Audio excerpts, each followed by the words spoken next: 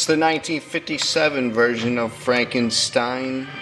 It turned Hammer Films into a horror powerhouse, featuring Peter Cushing as Dr. Victor von Frankenstein and Christopher Lee as Frankenstein's monster. They refer to him as the creature in this. It was made about a dozen years after Universal horror films put Frankenstein and all their other monsters on the back burner. It came out during a sci-fi age.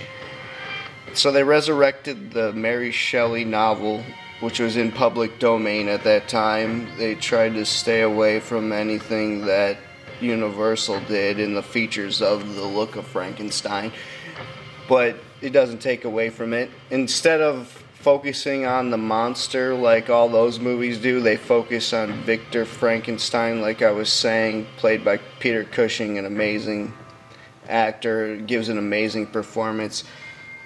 And it follows him in his laboratory in the detailed test tube props. It's amazing set pieces, one of the best versions of Frankenstein. It's got the dark gothic feel.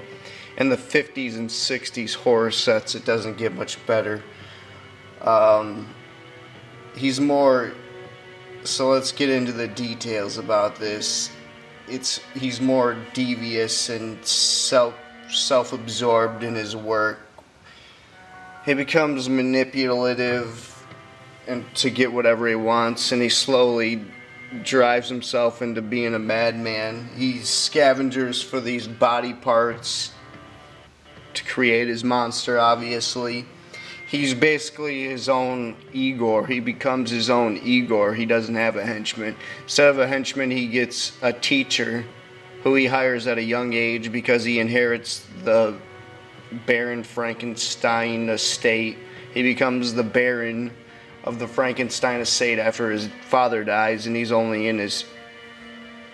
And Frankenstein, when he takes over, is only about 20 years old. So he hires this guy to work with him. And let's see here. And they work together for decades until he grows up. And then it's the Peter Cushing Frankenstein. And they get to the point where he wants to... They're able to regenerate animals and bring them back to life. And now he wants to create life. And he's like, his assistant catches on to his madness and he stops helping him after a while, but he still sticks around just for the sake of confrontations in the script. One scene I really love is to get his brain. He gets all the other parts from around guys that were hung. It's set in like the 1820s, 1800s, mid-1800s.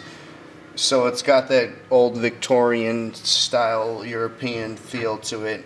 And so he steals all the body parts and he needs a brain. So what he does is he invites over this old professor who he ends up murdering in an accidental, what he makes to look like an accident, just to get his brain. And him and the assistant end up fumbling over the brain and it gets ruined, so he has to use the demented brain. So when he makes the monster, his full experiment kind of goes wrong because obviously the creation backfires like in every Frankenstein movie. And he just creates the monster who's out of control and more psychopathic than Victor has been the whole freaking movie. Oh yeah, and he also has his own like version of a mail order bride who's like blindly loyal to him. And so the second half of the movie just kind of drags on down the home stretch, and it's just the confrontations between him and his assistant nonstop, and then filler where they just stretch it out in dark sequences and the monster's doing a whole bunch of nothing. And he ends up... Alright, spoilers now, so if you haven't seen it, I give it a B+. It could have been an A- if the back half didn't stretch on for too long, but...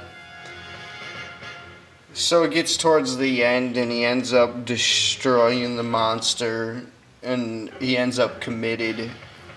And they made a string of sequels, like 4 or 5, and I think, like, Peter Cushing appeared in 3 or 4 of them. all the way up into 1973. They made them for another. See, you know, they made them for like another 16 years or whatnot of Peter Cushing. I haven't really, and he makes a different monster every time. So instead of following the same creature, like the same monster that they do in Universal, it's the same Frankenstein. Well, in Hammer's version, they follow this just Victor Frankenstein, obviously.